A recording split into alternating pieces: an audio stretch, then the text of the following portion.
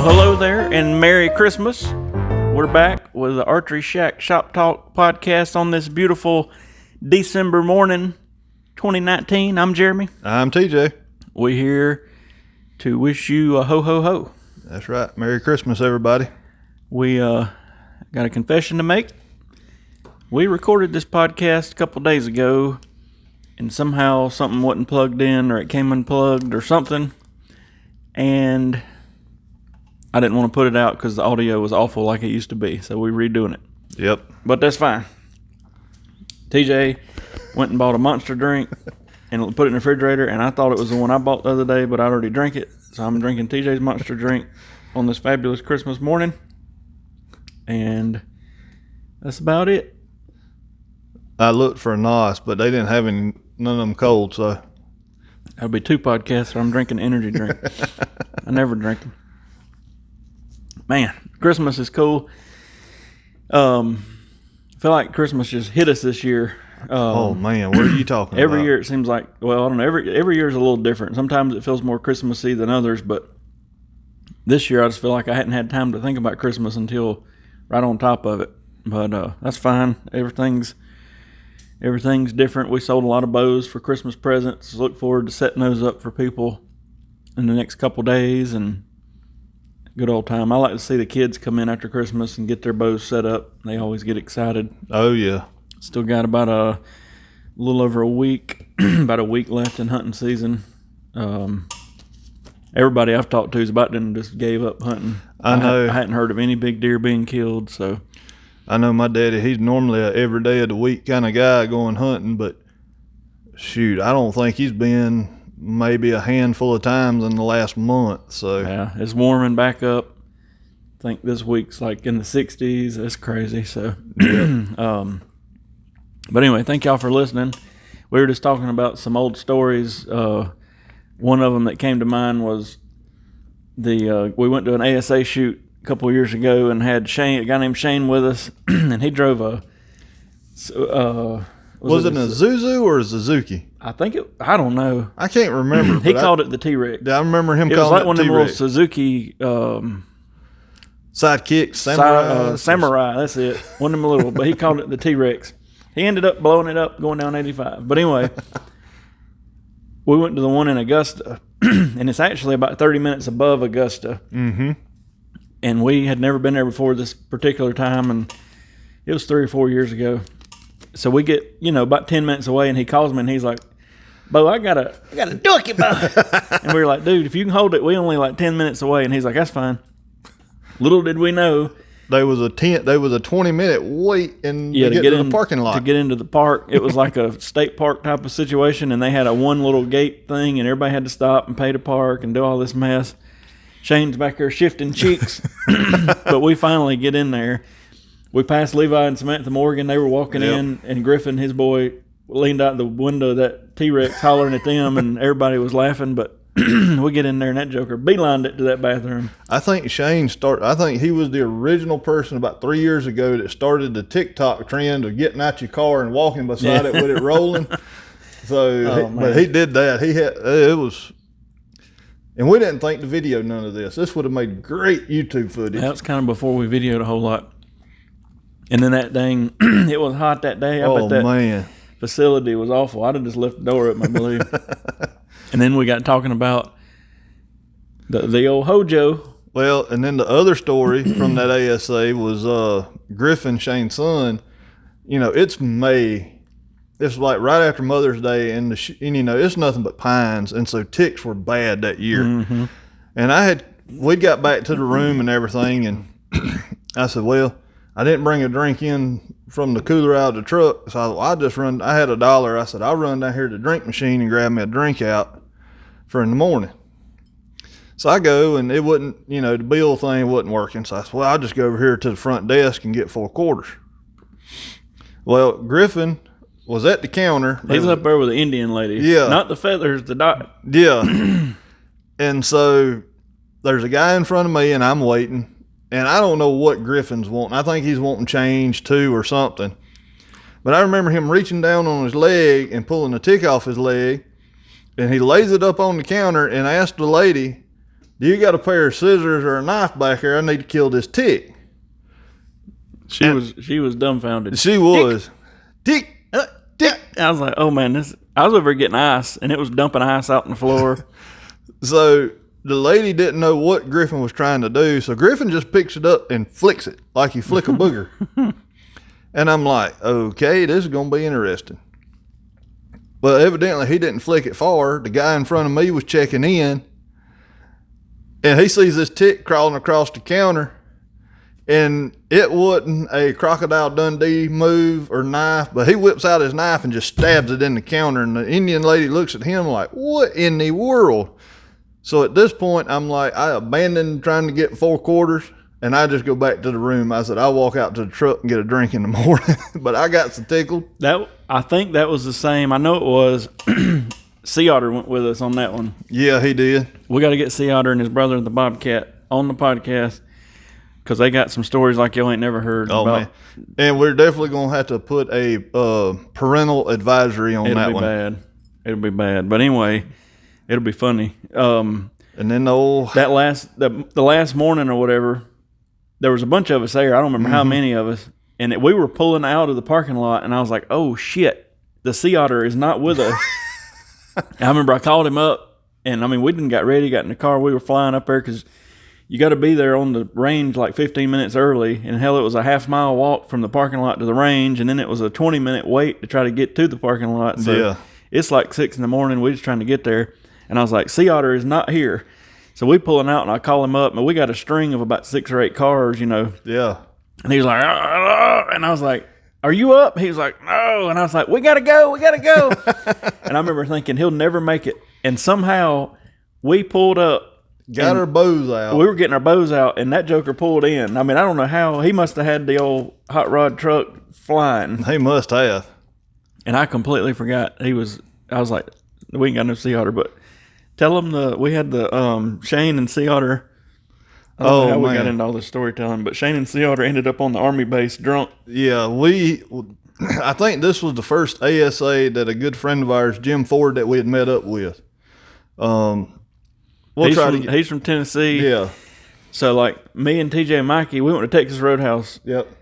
We were with him trying to act normal. Yeah. And the Sea Otter and Griffin and Shane are in the booth behind us. And they're ordering pictures. Big old jokers of beer, and they're just shotgunning them, you know. And I was like, man. Oh, shit.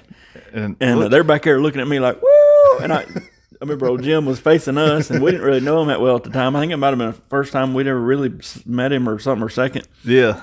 And I was thinking, oh, shit. And not a good first impression. One of them had forgot a phone charger, so we leave, and they're like, we're going by Walmart. Well, Griffin rode with one of us, maybe Mikey back. I think he rode with Mikey. I remember like an hour later, I was like, where are they at? And I called Shane, and he was like, Bo, we took a wrong turn and ended up on the Army base. They had M6, or they had machine guns. I don't remember what he said, but... now, granted, this is, 11 o'clock at night? Yeah. But anyway, they didn't get in trouble. No. And they made it back. But to all our listeners out there, we've got a bunch of stories, and we're going to start telling a few of them. Some of them will have to remain nameless. Yeah. Because we don't want to incriminate some of our compadres. Yeah, but... I don't know if anybody that has the luck or what we do has the luck we have, but we don't try to get into nothing. No, we don't. We technically, me and you, don't get into nothing. It's everybody that goes with us.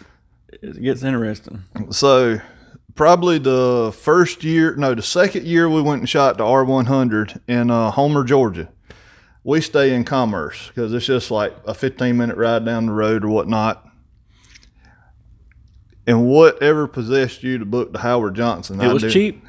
And the reviews, you know, if we're going to shoot, and I know we're just going to be there for one night type of deal, I don't care about staying nowhere fancy. And I remember it being like $50, $60 a night, you know, and the reviews were okay, wasn't great, but it wasn't like, don't stay here. Yeah. And John Partain and his whole family went. Mm-hmm. We stayed back at the shoot, and me and you shot a team shoot that took about an hour. We pull up at the old Howard Johnson, and Partain is loading the entire family up. And I was like, what are y'all doing? He was like, hell no. And I was like, what does that mean? He said, we got in the room. He said, there's crushed peels on the floor. He said, there's an electrical outlet hanging out of the wall sparking. He said, there's exposed wires. I forget what all. He said, "We getting the hell out of here." And I was like, "Oh God." So we go in. They get their money back and leave. And I told TJ, I was like, "Well, let's just go see what our room's going to look like. You know, if it's that bad, we'll leave. If not, well, you got what we got." Yeah. And the lady was like, "Listen, we ain't got a room." This was at about 4 or 5 o'clock. Oh man, it was late in the evening. She said, "We ain't got a room ready, but old Navarro up there, you know, his cat, he's up here cleaning. And if y'all want to go ahead and I'll check you in, you just have to wait on him to get done with that room up there." And we were like, "Sure." So we carry our 3D chairs, and we sitting outside the room for about an hour. Navarro's in there. I mean, I don't know what was going on in there, but cooking. I don't know what he was doing. I don't either. But he comes out, you know, and we ease up in that thing, and I mean, it looked presentable. Yeah. We had the mystery door. Had a little must to it, but it didn't smell that bad. No, the mystery door is what freaked me out. There's a door. It don't connect to the room beside us. It's just like at the back of the. I don't know. I've never seen anything like it. I don't know if you paid an extra amount and they brought out naked women, or I don't know. So, but they had a table butted up against this door.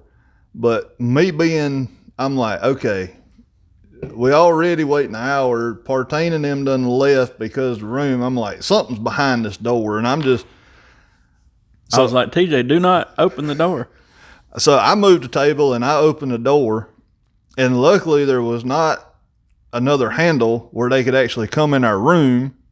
It was sketchy, man. But it was sketchy, and I'm sitting there thinking, I said, it was sketchy. I'm going to sleep with one eye open tonight. That was my main concern. Like, is Navarro going to come back through this door and take our shit while we go on to eat Japanese place? Yeah. But everything worked out fine. Yeah. But it was pretty weird. I will say that other hotel the next year was better. Yeah. It was in like the Cracker Barrel parking. No, Ryan's. Was it?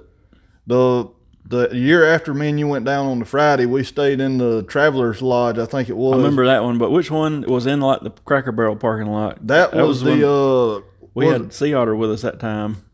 Was it the Quality Inn or something like Maybe. that? Comfort I liked Inn? it a little better. Because I think Joey went that time, and that's where That's where he stayed. But anyway, yeah, we got some stories, and if you've ever been shooting with us, you probably do too. Oh yeah. I don't know, but good start to the Christmas podcast. Yeah. But man, I'm gonna throw a question out there for everybody.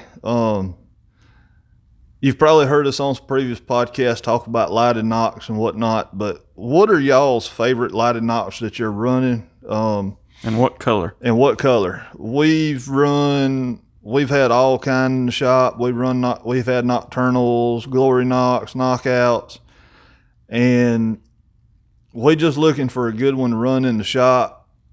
We've had good and bad things with each one of them, but every time I think we've got the one we want, I don't know, I'm like, something happens. I've run glory knocks this year, and I haven't had a problem with mine, but I know we've gotten some packs in. Yeah, and they didn't even work out of the pack. They didn't work out of the pack, or they would come on, they would blink like the battery wasn't seated or something was loose. And the knockout knocks a couple of years ago, I was kind of sold on, but then some of their switches and stuff broke. Mm-hmm. I'll tell you what the tried and true kind of is, and that's the nocturnal, but everybody hates them because it's aggravating to turn them off. Yeah. But I'd rather it be aggravating to turn off, and they're definitely the brightest. Yeah, they are. They'd be bright and they work. And then I want to fool with the original Luminoc. I might try with them some and see what happens. But so yeah, just leave us a comment. What's your favorite lighted knock? You can text it. You can call us. Jeremy will throw out those numbers here in a minute, or email us. Yeah. I guess we'll get to some questions in a minute. But if you ever want to comment or tell us something to talk about, or have a question, we got a text line set up, and thank y'all for using it. But the number is 843-560-9898, and you can email it to archeryshack@gmail.com. You can put it on. You can send it to me on Facebook through the Archery Shack page, or there's 100 different ways. If you're watching this on YouTube, put it in the comments. There's 1,000 ways to do it, but it kind of keeps the majority of the podcast. It gives us something to talk about. Yeah. Because we would just hit rabbit pass and probably tell stories on ourselves. So, but we don't want to do that too much. We got to have something else to talk about on a different one. But had a good many questions come in this time. So First question we're going to get to is, what can I do to hold steadier? And this is from the texter from the 810. That is a multi-tiered question, but the easiest thing to do without getting into a lot of mess like at home is just play with stabilizers and play with weights on stabilizers. If you already got a stabilizer, kind of a setup, maybe buy some extra weights and screw on the front, or if you got a sidebar. If you don't have a sidebar, try that. That's the easiest thing. But then, there's a bunch of other stuff like changing let-offs and all that, draw weights and let-offs and holding weights and all that has a lot to do with that. So, but the quickest, easiest is play with the stabilizers, change the length up. People come in here all the time and they'll be like, hey, you mind if I screw these stabilizers on? And we'll put them on, let them shoot them, whatever, try out a bunch of them, find somewhere to let you do that. That's the easiest, quickest thing.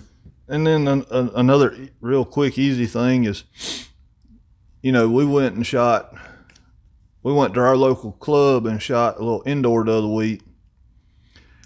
And I've got 8 ounces I run off on my tournament bow on the back bar. I don't run any front weight, but I haven't shot my 3D bow, I guess you can say, since the last 3D tournament. And I can definitely tell I wasn't steady. And, another big thing is just shoot, just practice. Agreed. That'll help with your muscle memory and everything like that. And that will help you to hold steadier on the target too. Yeah. So agreed. And I've seen people, and I've done it before, don't put too much weight on it as far as stabilizers go at once, because it'll, you'll get 10 shots in and your shoulder starts hurting. Slowly build up to it. And then so we hope we answered that question, but our next question is, what's the cost of an aerosol? And that's from a texter from the 843. There's a couple answers here. I'll start with the cheapest and work up to the highest dollar. You can, and I've seen people do this, take a Dremel tool. Now this is for like an at-home, you just cut a couple airs a year type of deal, but it works.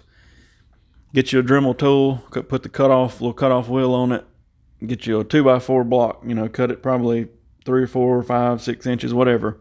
Take a big bore drill bit, just barely run it into the middle of the block, and then you can C-clamp the block onto a table. You can C-clamp the Dremel tool onto the table, make sure it's square, which takes a little doing, but you can actually cut airs that way, and you'd probably have less than $20 in it.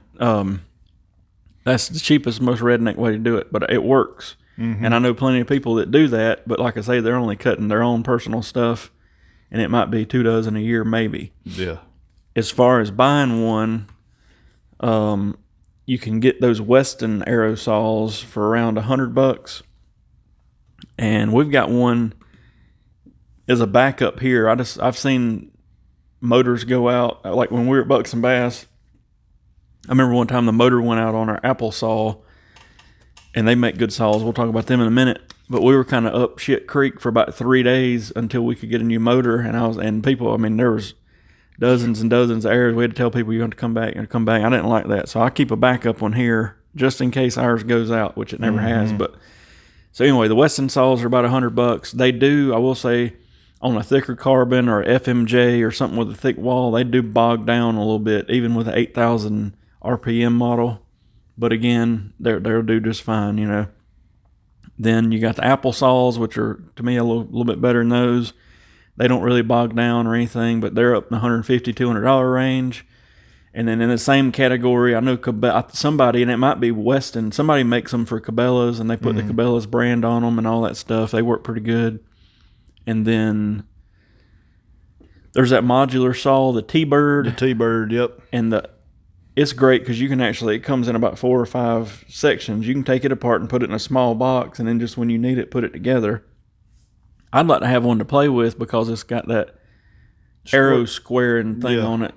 Where the blade turns, they got like this, I don't know what you'd call it, not like sandpaper, but something to where you can lay the arrow up on this thing and just tap it against that rotating blade in the middle, and it'll square the arrow immediately. I thought that was a great idea. I wish some of the big companies would do that, but I'd like to have one just for that. Yeah. Because we use that G5 thing. But anyway, I think it runs 150-ish, I think.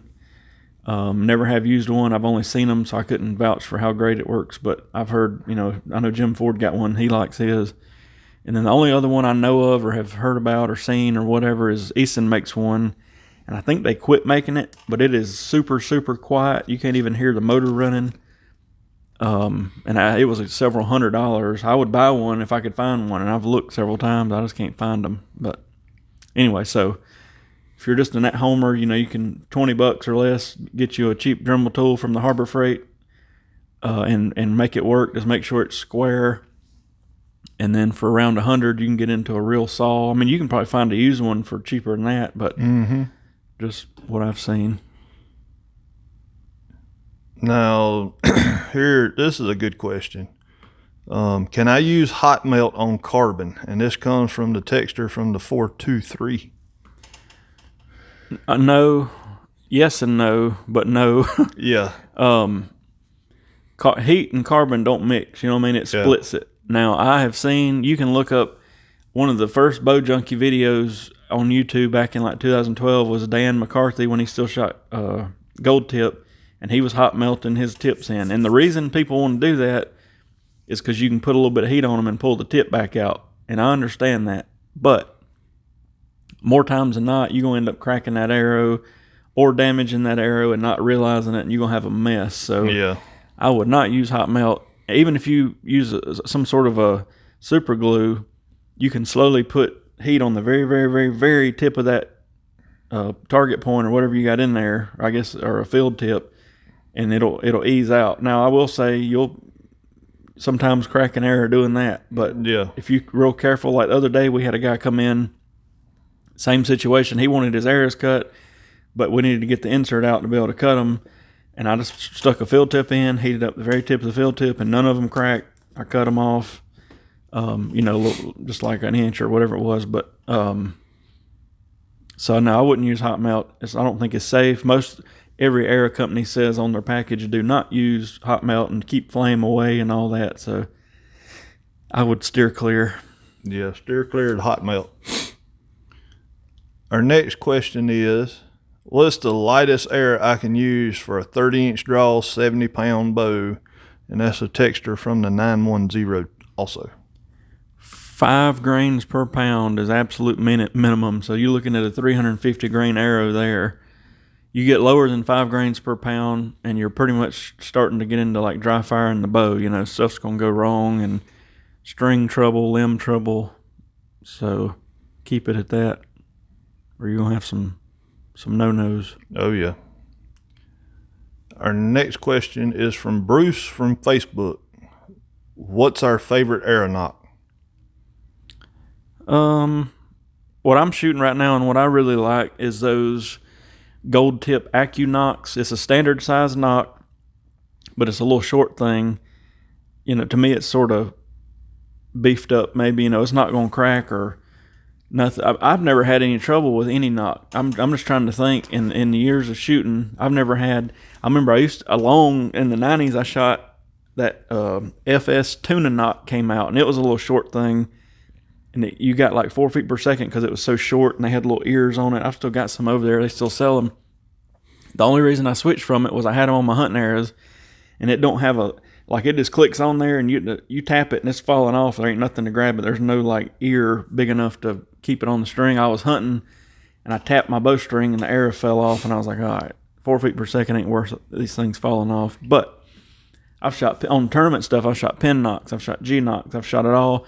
I was a pin knock man for a while because I feel like the pin knocks get out of the way of the air and don't cause trouble. But then I've never had an issue, and you had never had an issue, but we had some people, some pin knocks had blown up or whatever, and you never know. They could have hit it with another arrow. There's 100 things that could have happened, but it got me thinking, yeah, this is a tiny little piece of plastic for all that force to go through it. Yeah.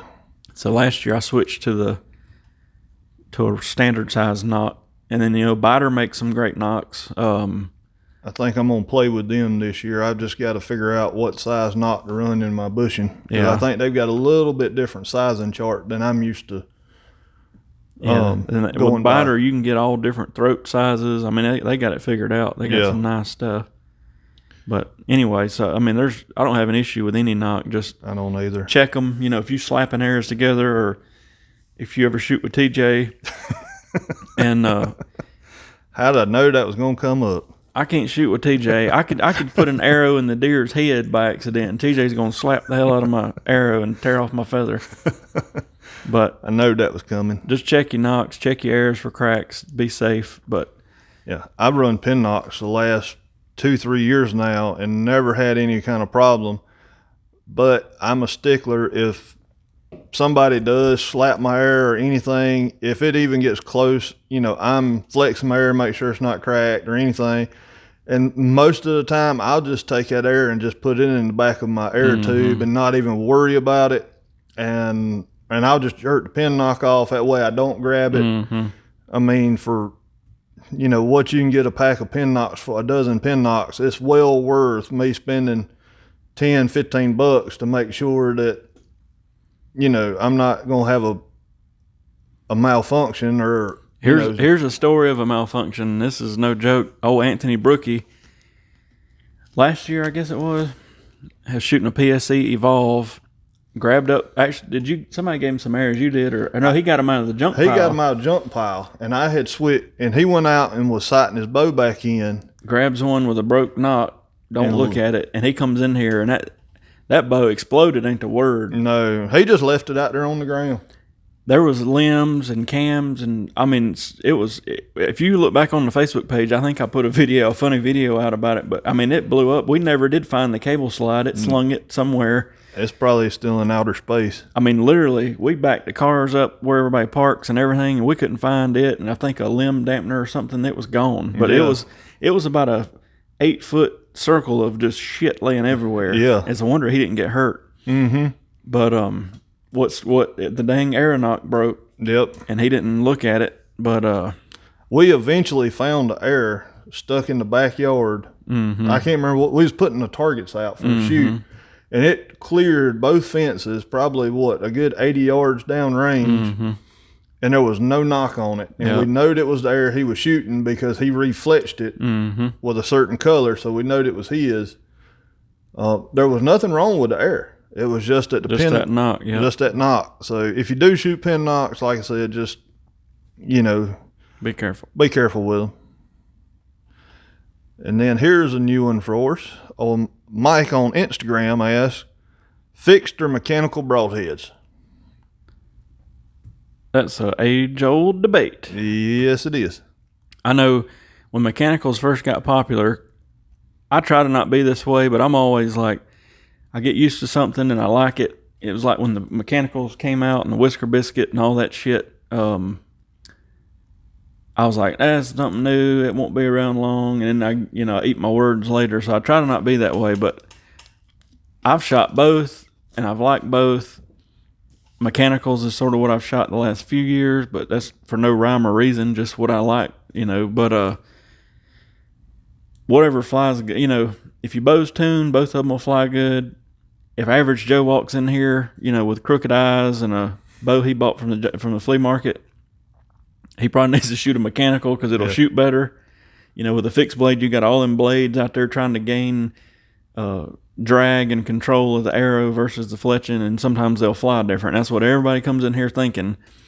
Hey, I don't shoot fixed blades because they shoot 6 inches to the left. Well, there's a problem. Either the arrow spine's wrong, the bow ain't tuned, or something stretched out. There's 100 things that can cause that, and it takes a while to go through a bow and get it perfect to where that don't happen. But anyway, and plus, that's an age-old debate. But I do know there's a lot of states out there that you can't shoot a mechanical broadhead in. South Carolina, you can shoot a mechanical. I can't remember the states right off the top of my head. I know somebody said they went elk hunting, and had mechanicals, and they told them this ain't gonna happen. Here's some broadheads, you go out there and sight them in, but that's the only thing you shooting. Yeah. So. And I will say it probably. I've never done a test, but just common sense kind of, I think. The way a lot of these mechanicals open, and they flip open, that does take, I'm sure, some kinetic energy away. It goes into that flipping open. Now, the ones that lock back, sort of like, I guess, a Rage or something, maybe not so much, but I've been a Grim Reaper man for quite a while. I've shot them on and off since they came out a long time ago. Yeah, me too. But I've also shot everything else. I mean, if something new comes out, I try to shoot it just so if we sell it, I can tell people it works or I've shot a deer or whatever. But yeah, you know, old Muzzies, the problem with them was, and they're as tough as they come, but the thread on that trocar tip is so coarse. A lot of times the tip would be on just barely crooked. And I think everybody should have an arrow spinner, and that's what I would do. That'd be the first thing I'd do if somebody come in and said, these broadheads are all over the place. I'd take all their arrows and spin them on an arrow spinner. And more times than you would believe, that tip's going whoop, whoop, whoop, you know, wobbling.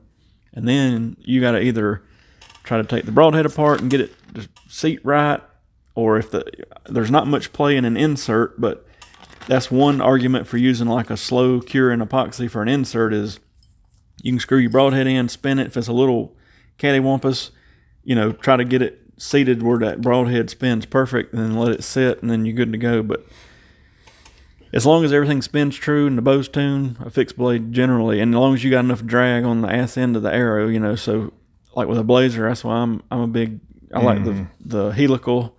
And I still shoot feathers on everything myself. I know that's not popular anymore, but that's a lot of drag from a feather. But what's the broadhead? It looked like a Muzzy. It was pretty much the same design. Interlock. Yeah. It actually had, when you screwed the tip in on it went down into and it was a fine thread. Yeah, I shot them a long time ago. There's some no, that ain't them, or is it? No, those are Wasp. The tuners right there, I think that's an interlock, ain't it? I'm pretty sure. Might be. I knew I had some in here at one point, but anyway, we're just looking on the wall. But yeah, either way, I'm fine with. Now, there's people to come in here and fight about, you know, which one they gonna shoot and why you should and shouldn't shoot it and all this stuff, and more power to you. But I've had, with a good tuned bow, no issues with either one of them. Mm-hmm. So, and like I said, that question, 9 times out of 10, the answer to it is personal preference. Mm-hmm. So, and add one more thing to that. You'll have a guy standing in here. I'll just use Rage as an example. Man, them Rage heads are the best thing I've ever shot, and blah, blah, blah. You know, and then you'll have a guy come in, hear him saying that and be like, I wouldn't shoot them things. Yeah. Shot placement, you know what I mean? People are shooting these deer in the shoulder, and 99% of the time when somebody comes in here saying, oh, it didn't pass through and it broke a blade and did this and that and other, and the deer couldn't find the deer. You know, and where'd you hit it at? Oh, man. It was a 10 out of a 10 shot right behind the shoulder. No. In your head it was. Yeah, you come a little too far forward on that shoulder. People get wound up. But our next question comes from YouTube, and Grover sent in, how does cold weather affect deer movement in our part of South Carolina? Good question. It really don't get that cold here, you know what I mean? Like, as far as up north, I'm sure there's all kind of stuff going on, but oh yeah, here our coldest part of the year, I guess, is what, late January, probably? January, February. But even then, it might be 60 degrees. You never can tell. But Anyway, the coldest it's going to get here this year, our coldest morning was probably, well, there was 1 or 2 mornings it was in the higher 20s. But still, we're not like talking like up north temperatures. Yeah, nothing in the negatives. It seems like our rut starts right when we get the first hint of coldness, you know, which is October, end of October. Yeah, end of October, 1st of November. And now it's been at that stage for a little over a month, whatever. And the last 3 weeks, I'm going to say, I hadn't heard of any huge deer being shot.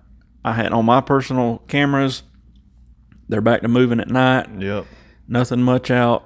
And I think everybody's just kind of gave up because I hadn't heard of anybody hunting much or anything. But I know pretty much from my trail cameras I went through the other week. I went back all the way back to like 2014 and got to looking at cameras and pictures and everything. And, you know, it seemed that once that rut ends, most of your bucks on my little piece of property go nocturnal.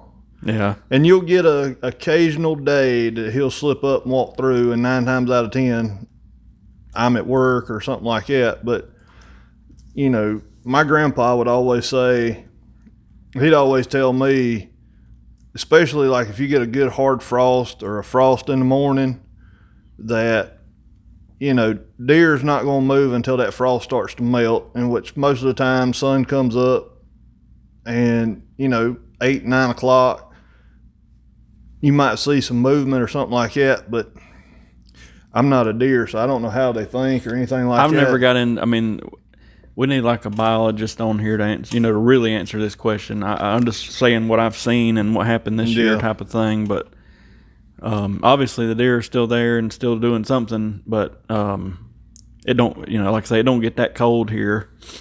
We'll get a few upper teens. I think on my thermometer at the house, I think one time this year so far, I think I seen 19, but that's probably counting the wind chill and stuff like that. But the best I can tell you, I mean, deer's going to move when they want to move. If they hungry, they're going to go eat. If they tired, they're going to go bed down and sleep. So yeah, and like I said, I don't know. I've never researched like what our deer down here do versus what in some serious snow they're going to do, and as far as like snow goes, we might get one snow a year, and it's usually in February, maybe early March. But like I say, every year's so different. We've had Februaries where it's 60 degrees outside, and then I have seen it get cold in October, November, and stay cold and not really warm up. And when I say cold to us is, upper 30s and 40s. So I like the colder weather myself. I don't know why, but I just do. Yeah, I think as I've got old and fat, the heat, I just can't deal with the heat like I used to. And I don't know, I guess it's just seasonal. It gets real cold, and I'm like, screw this, I'm ready for summer. And then summer comes, and I'm sweating to death, and I'm like, screw this. I guess I'm more of a fall man now. I used to be a summer type of dude, but fall kind of makes me happy. And then the spring ain't bad, except for my dang sinuses. I can't deal with the sinus stuff. But that's all I got for questions. But we're gonna throw something out there to everybody that's listening. Support your local shops. I know the internet. We know the internet is a big thing now with buying stuff online. I mean, Facebook, eBay, all that now. There's so much trading and swapping and buying the bows that I've never seen before. But if you've got a local shop and they're really good, try to support them as best you can. I mean, there's a lot of shops going out of business this year that we've seen. There's been some, I guess the biggest name this year, Pearson Archery went out of business. Yeah, that's actually a good thing to bring up is how and I should have thought about this and sort of made a list because we'll miss some stuff. But just this year alone, as far as manufacturers, we've pretty much lost, High Country's gone, Pearson's gone. Parker went out at the Parker, end. the Parker's a big one. I mean, there's a lot of Parkers out there. And their crossbows. And I mean, we've seen the increase in the crossbow side of everything this year. Extreme Sights went out of business. They were a big player, and they made sights for like PSE themselves, all kind of different people. They're gone. Lord, I can't even think. I can't either. I feel like there's a couple big ones I'm missing. Me too. New Breed's still around, but they kind of bobbled. The guy that started it left, and they were everybody thought they were going out of business, and I think somebody else was there, kind of kept it going. But I mean, I hope they don't by no means, but they're on the verge. I mean, just in my opinion, what I've seen of probably going under. Anyway, but yeah, the state of archery has changed so much. And as a shop owner, we don't care where you get a bow from. Now I'm probably in the very, very little minority here. There's shops all around us. If you tote a bow off of Facebook or eBay in there, they're going to tell you to get the hell out of there. And I think that's BS. You know what I mean? No. We going to charge you to set it up, but we don't care where you got it. But at the same time, we definitely appreciate people buying stuff from us. But we see a lot of used stuff and that type of thing getting traded around on eBay, and that's fine. We usually end up restringing them and setting them up and still make money that way. But now, 10 plus years ago, you never seen any of that. You know, if there was a trade, it was pretty much amongst friends, and that was it. But I think the main problem with shops, and we get a lot of comments, you know, my local shop's an asshole, whatever, and I hear that enough to believe it, you know what I mean? Yeah. And I've seen it enough to believe it, where you walk in with a bow that didn't come from there and they ain't going to touch it. Yeah. And let those shops hold it, you know what I mean? Don't go back. If they want to be that way, then see how long that lasts. That's just my answer to that. I mean, and that's why we're not that way. But well, I had an experience. I'm not going to name any shops or anything like that, but I've had 2 experiences with 2 different shops. Went into one shop, and the guy working the archery counter was a PSC man. Mm-hmm. That's what he shot. And I had a Matthew Z-Light, and all I needed was, I can't remember what it was. I didn't have a press, and I think me and you had kind of gotten out of it at this point in time. And so a buddy of mine, we was riding down there, I had my bow, and I said, well, let's run in here. I need to get something done. And I know I could have done it myself, but I was just like, I don't have a press. I need it pressed. And the whole time he's got my bow in the press, he's just bad-mouthing my bow. Yeah, you need to sell this. You need to sell this. You need this. Crazy. And you need this. And so I went behind the counter, got my bow out of the press, and started walking out the door. And he's like, you can't do that. I'm like, look, I said, I didn't come in here for you to trash talk my bow and tell me what I need to buy. Yeah. I said, I hunt with this bow. This is my main shooter. And I've never set foot, well, I've set foot back in the store, but I've never bought anything from them. Yeah. There's just too many people like that, man. And I don't know why. And, you know, I don't know. I just read comments all the time on Facebook, and it seems like 3/4 of shops have that mentality of it's our way or the highway. And that's I've seen, we're in a group on Facebook, a bunch of dealers in it, you know, and I bet at least a dozen have closed this year that I've seen, that I even know about. And I'm not saying that they were that way. I have no idea. We don't. But you want to act like that, and you're the next one to go is the way I see it. But now on the flip side of that, you know, we treat every customer that comes in here like they bought it from us. Oh, yeah. But now, had a guy come in, I'm going to use him as an example. He had an obsession. I can't even remember what it was. But there was 3 strands cut on his cable. And I told him, I said, dude, you don't need to be shooting this bow. You need to restring it. I said, just period. I said, I'm not trying to take money from you, not trying to sell you a string or anything, but you need a new string set on here, because if that thing happens to let loose, you're going to be out more than what the string set would cost you. Yeah. And he just said, well, you're a pro shop. He said, you're a tech. You're supposed to tell me that. And I'm like, dude, I said, I'm just telling you the God's honest truth. If it was my bow, I said, I'd restring it before I did anything. I had a similar guy back in the summer. I was like, the string had been on this particular bow for over 10 years, you know, and it was all dried out. And I was like, I said, I'm not drawing it. You know what I mean? Like, I don't remember what he wanted, some arrows or whatever, but I said, I'm not drawing it back. I said, this is not safe. And he gave me even further in your, he was like, you just trying to sell me a string. And I was like, well, believe what you want, sir. You know, that's the people that kind of pull on my nerves. But when this summit blows up and you missing an eye, you remember what I told you. But so just, I mean, don't think of it as, you know, that the shop is trying to sell you something.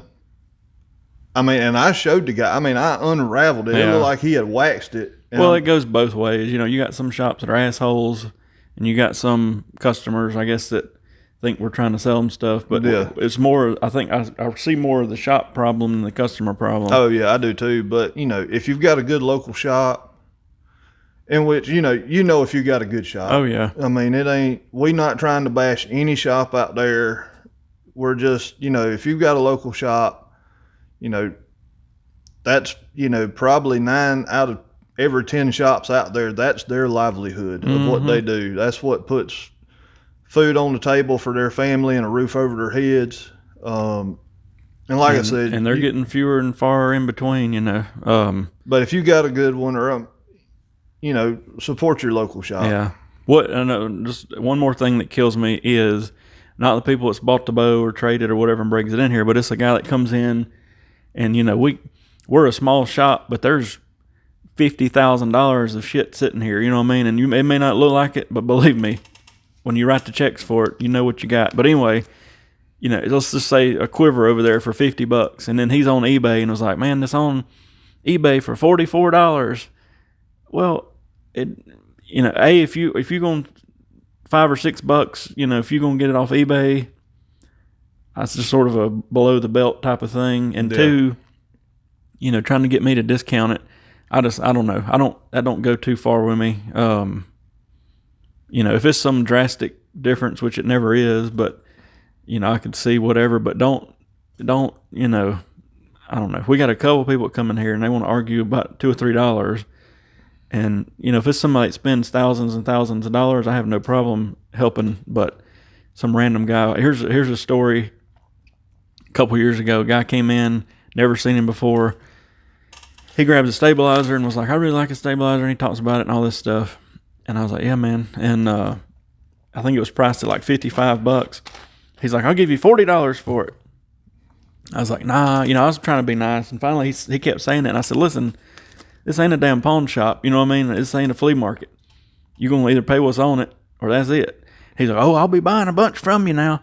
And of course we never hardly seen him again. So I don't know. We probably went down a rabbit hole that would be good for a whole podcast, but, it goes both ways. But then there's plenty of people that come in here and spend money, or normal customers, you know, and they'll come in needing a peep put in or a loop or whatever, and it's all, you know, we don't charge them a dime. Yeah, we appreciate them coming in and spending money with us, but we just appreciate the repeat customer, because I mean that's something that we don't see a whole lot. We do see it, but it's not like it was 10, 15 years ago when we was at Bucks and Bass. And I know we talk about Bucks and Bass a lot, but that's where we really cut our teeth in it. Yeah. Yeah, it's just so much trading and swapping and all that type of stuff going on now.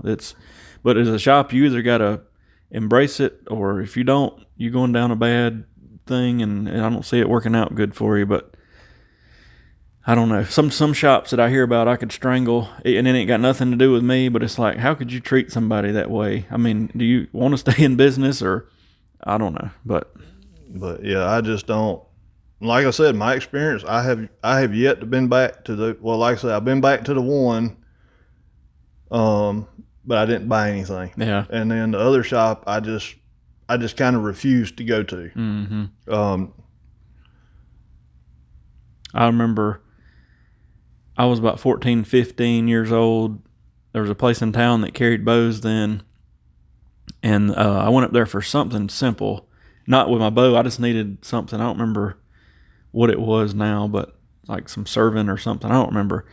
I remember the guy being an asshole and being like, "Why do you need that, blah, blah, blah." And I probably knew more then than he ever did in his life, but he smarted off to me. And then it wasn't but like a year later, you know, I'm the main archery guy, ordering everything for Bucks and Bass and all that stuff. I remember running into him, and I could have just knocked the damn teeth down his throat. But I remember thinking, and they ended up dropping archery altogether because of me, and or because of Bucks and Bass.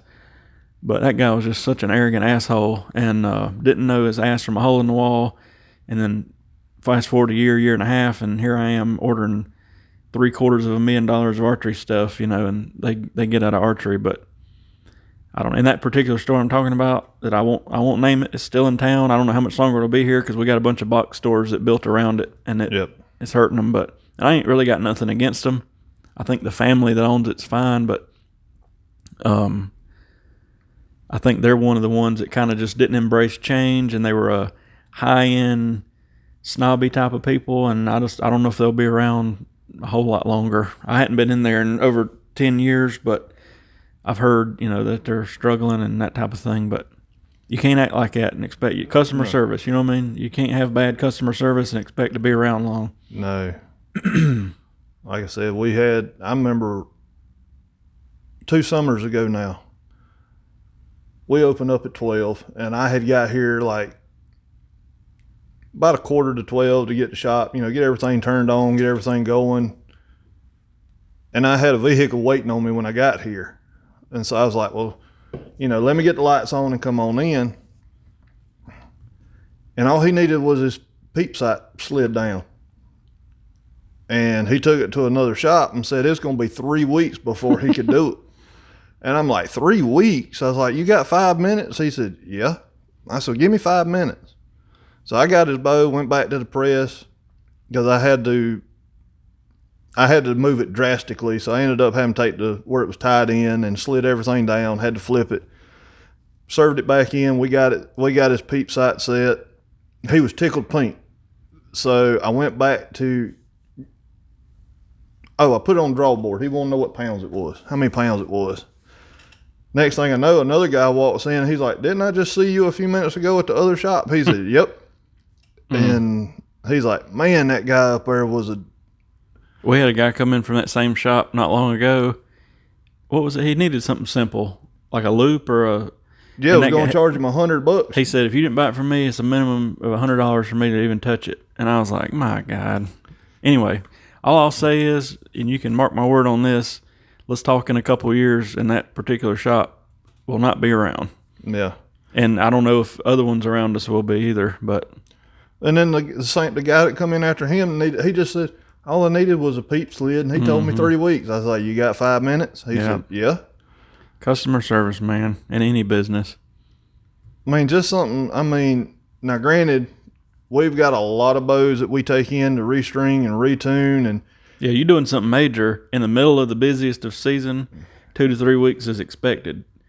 But something that takes 3 or 4 minutes, we always do while they wait, if possible. It's crazy, but... Anyway, maybe we'll do a whole podcast on customer service. Yeah, well, just on archery shops in general and how things work. Because I remember I used to have people come in here, and somebody made a comment one time and was like, "So PSE sends you these bows, and then you sell them for PSE, and then if you don't sell them, you send them back." And I'm like, "Hell no! I wrote a damn check for every bow hanging in here on the wall." I said, "Why would you even think that?" I said, "You think if you go to the grocery store, they just send them in a bunch of groceries and hope they sell?" I said, that ain't how the world works. And then somebody else made a similar comment last year, and I thought, these people are crazy. If they sent us bows for free to just see if we could sell them, hell, I'd order 200 of them. But anyway, we'll talk about that maybe on a different extended podcast. Yeah. Something I want to talk about, we talked about with a guy the other day, is peep size.